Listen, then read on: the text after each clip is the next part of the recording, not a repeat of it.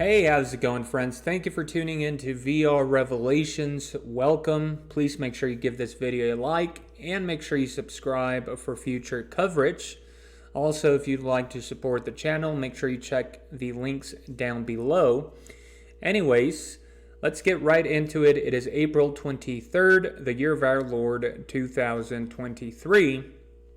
And it looks like Bakhmut is slipping out of Zelensky's hands, right? Zelensky's precious Bakhmut, the impregnable fortress, the invincible city that they touted for so long, has been conquered. And as we're going to be reading from the New Daily, which is an Australian news source, I believe, we're going to see that the remaining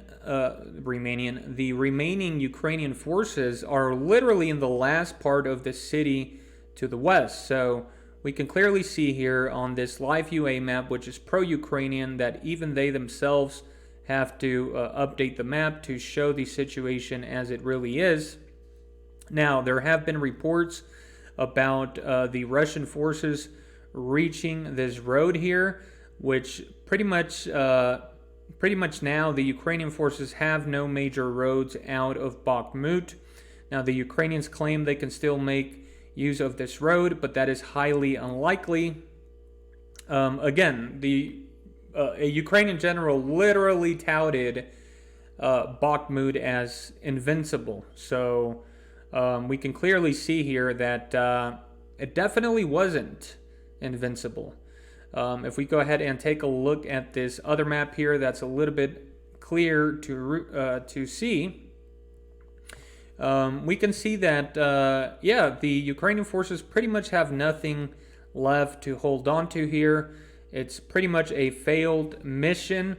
Really, the soldiers that are fighting there are only staying there because Zelensky still refuses to give the order to back down, right? He's too far into this. He's committed too deeply into it. And so his arrogance, his ego has a complete hold of him. And he's sacrificing the lives of his men, which is only going to make any planned offensive weaker, right?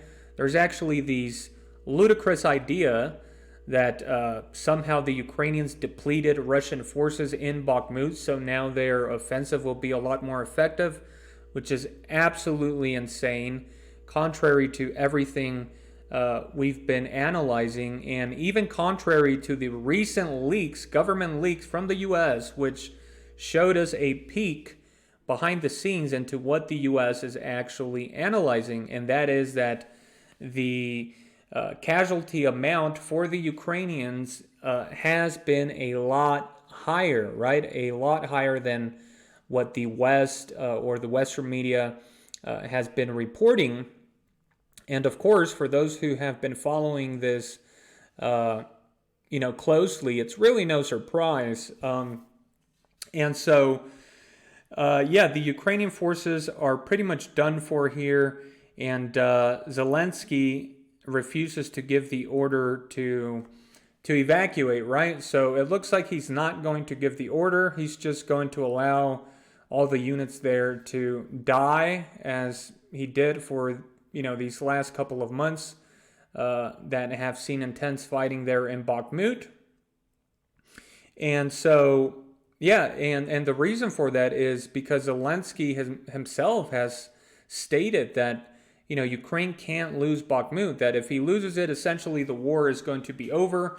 It's going to open up more paths for Russia to take more cities a lot easier. And of course, he's absolutely right about that.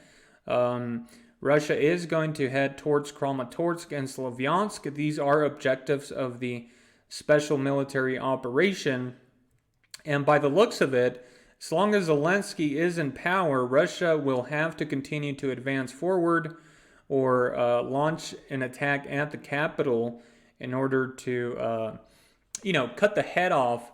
But once Bakhmut is completely done for, which should be in the recent future here, as it already is pretty much at this point, the Russians are just taking advantage of Zelensky's arrogance as they have been doing.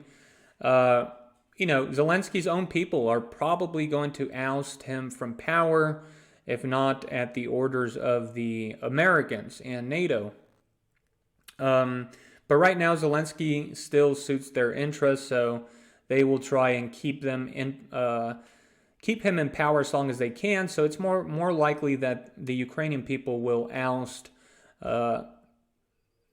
Zelensky from power.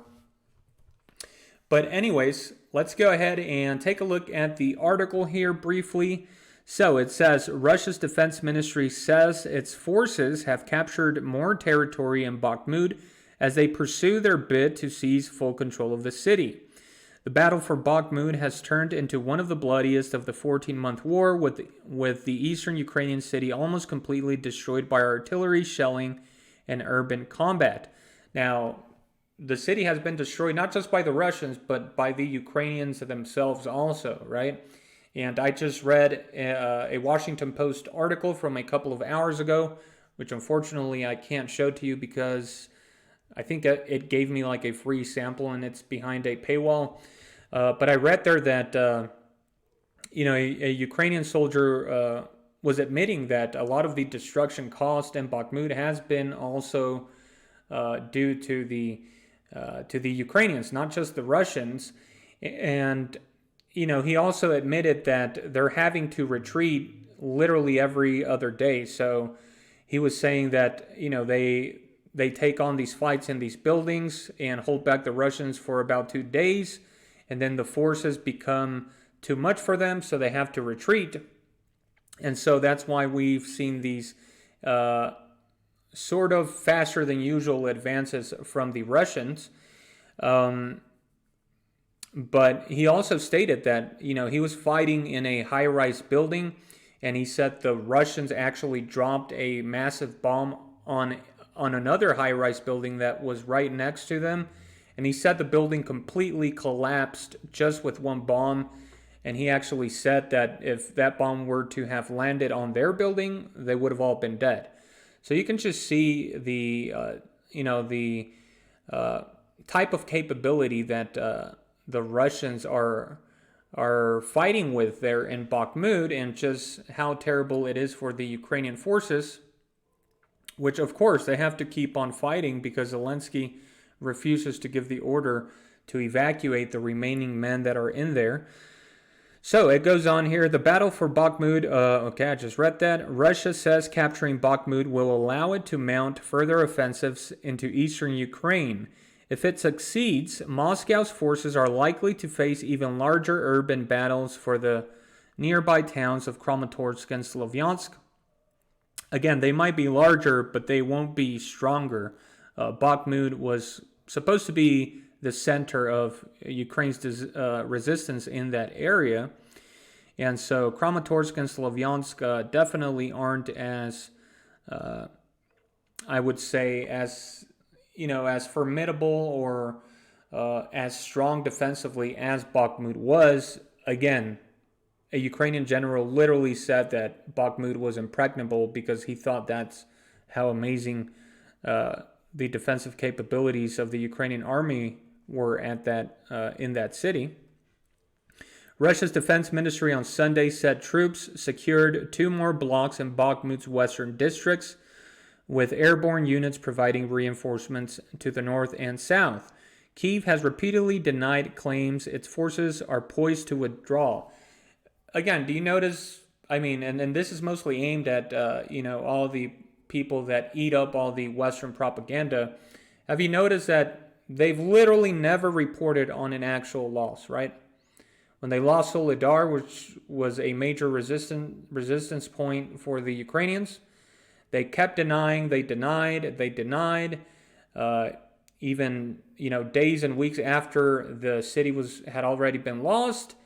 And, once the Russians literally moved past that city, they never spoke about it again.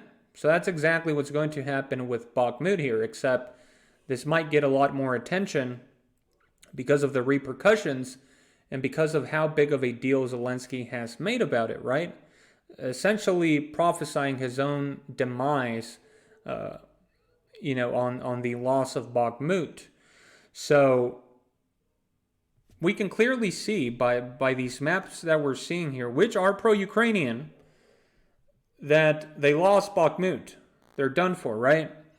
They've pushed back and they're not going to regain it, right? They're not going to push the Russian forces out of Bakhmut, just like they haven't pushed any of the Russian forces out of Soledar up here, and probably never will. But they will continue to deny. Sooner or later, the battle will be here at Kramatorsk and Slavyansk. All this will be read here, and they will continue to deny it. And the people that ferociously defend this nonsensical propaganda from the West will continue to foam at the mouth and swear that Russia is losing, right? And that's just the reality of conflicts of this type here. So it goes on here. Also on Sunday, the Russian installed head of Ukraine's southern Kherson region denied a report by a U.S. think tank that Ukrainian forces had taken up positions on the eastern bank of the Dnipro River. There is no enemy foothold on the left eastern bank of the Dnipro River. Our military completely controls that territory, Vladimir Zaldo wrote on his Telegram channel. So this U.S. think tank is, of course, the Institute for the Study of War, or as I like to call them, the Propaganda Institute for the Study of War, because, I mean, if you go look at their reports, it's almost laughable. They try to use all this extensive, confusing military language to make it sound like Ukraine literally has been winning the whole war, while the whole time they continue to lose city after city. And so, I can't take those guys seriously at all. It's pretty much just a think tank that is full of Western propaganda and lies. And we can see Russia is denying the report there by the study for the Institute of War that Ukrainian soldiers had taken a foothold there on the bank of the Dnipro River. The Russian official goes on here to say there may be cases of enemy sabotage groups making landings to take a selfie, before being destroyed or pushed into the water by our fighters. Citing Russian military bloggers embedded in Moscow's forces, the Propaganda Institute for the Study of War said Ukraine had established positions on the eastern bank, although it was not clear at what scale or with what intentions. So it could literally be like one Ukrainian soldier there, and the Institute is like, Ukraine has taken control of that area. A representative for Ukraine's Southern Command neither confirmed nor denied the report and called for informational silence to ensure operational security. I want everyone to understand that it is very difficult to work across an obstacle like the Dnipro, for example, when the front line runs along such a wide, powerful river, Natalia Humenyuk told Ukrainian television. There you have it, guys.